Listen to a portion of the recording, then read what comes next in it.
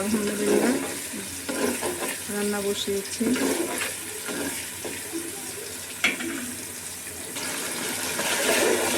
কাঁচামরিচ দিয়ে দিয়েছি, আদা রসুন পেস্ট দিয়ে দিলাম। ভালো করে আদা রসুন কষিয়ে নেব, তারপর অন্যান্য মশলা দেব। মশলা দিয়ে দিয়েছি, হলুদ মরিচের গুঁড়া, ধনিয়ার গুঁড়া, জিরা গুঁড়া দিয়ে কষিয়ে নিচ্ছি। মাংসগুলো দিয়ে দেবো এখন। মাংস কষাচ্ছি, দেখুন।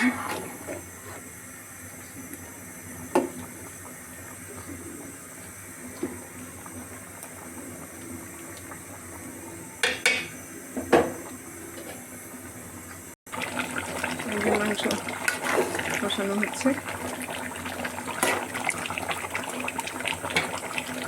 আল্লাহ হাফেজ।